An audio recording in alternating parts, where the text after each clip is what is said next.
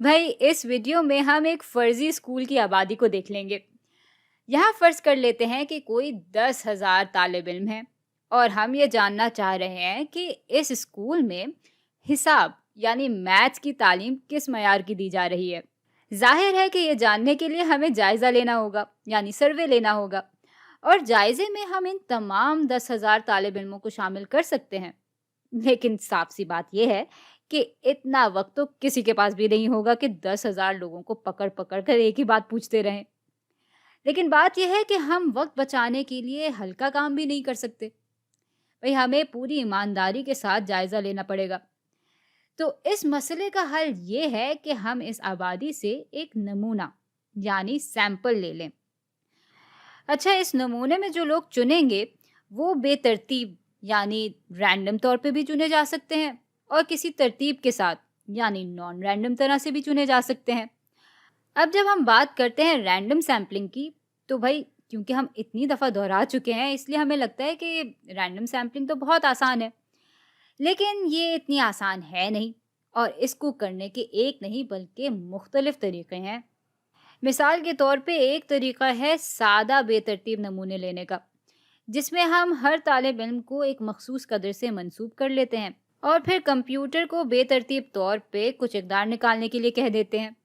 جو اقدار کمپیوٹر نکالتا ہے، ہم پھر جائزے میں ان اقدار سے منسوب جو طالب علم ہیں ان کو شامل کر لیتے ہیں۔ اب اس طرح سے ہمیں تسلی تو ہوتی ہے کہ یہ نمونہ واقعی بے ترتیب طور پہ لیا گیا ہے اور لوگوں کو چننے میں کوئی تعصب یا بائس کا عمل دخل نہیں ہے۔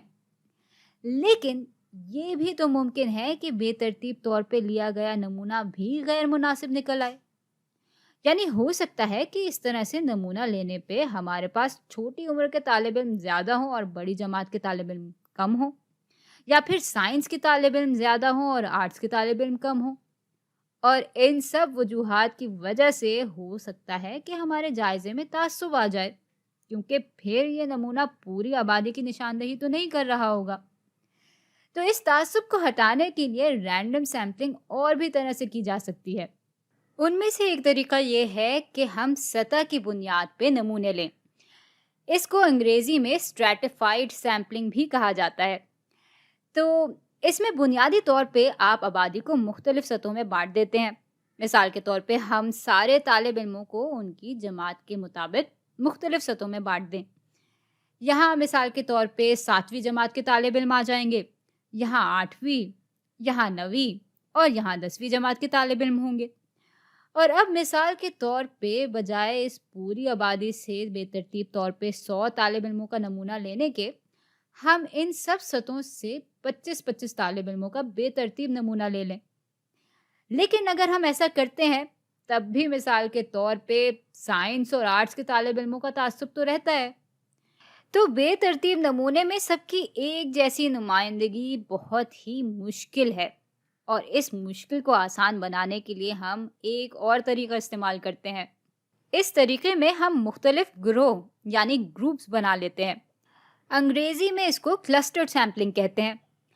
اب اس میں ہم کرتے یہ ہیں کہ ان سطحوں کو یوں مختلف گروہوں میں بانٹ لیتے ہیں۔ فرض کر لیں کہ یہ مختلف کلاس رومز ہیں جن میں ایک جتنے یا تقریباً ایک جتنے سائنس اور آرٹس کے طالب علم ہیں، اور اب گروپ سے ہم بے ترتیب طور پہ نمونے لے لیں گے۔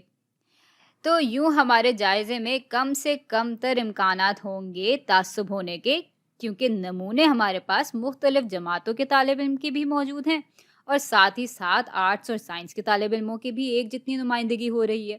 تو یہ سارے طریقے بے ترتیب طور پہ نمونے نکالنے کے تھے۔ اب آتے ہیں ترتیب سے نمونے نکالنے پہ۔ یہاں پہلا طریقہ یہ ہے کہ آپ رضاکارانہ طریقے سے نمونہ لیں، یعنی والنٹری سیمپلنگ کریں۔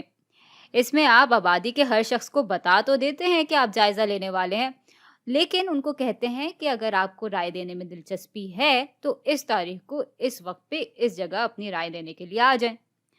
اور اس طرح بہت ممکن ہے کہ آپ کے جائزے میں اچھا خاصا تعصب ہوگا، کیونکہ وہاں پہ صرف وہ لوگ آئیں گے جو کہ تعلیمی معیار سے بہت خوش ہوں گے، کیونکہ وہ اپنی پسندیدہ استاد کے بارے میں تعریف کرنا چاہتے ہیں۔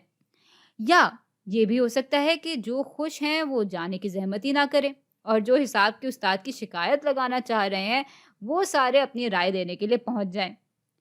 तो इस वजह से इस तरह के नमूने लेने से जायजा ताज्जुब से भरा हुआ होता है। अच्छा, अब एक और तरीका भी है तरतीब से नमूना लेने का। इसको कहते हैं कन्वीनियंस सैम्पलिंग, यानी सहूलत के बिना पे नमूना लेना। तो इसमें क्या होता है भाई, इसमें होता यह है कि मिसाल के तौर पे आप फैसला कर लेते हैं कि पहले जो 100 लोग आएंगे आप उनसे जायज़ा ले लेंगे। ज़ाहिर है कि इसमें आपको तो कोई काम नहीं करना पड़ेगा, बहुत ही सहूलत है आपके लिए।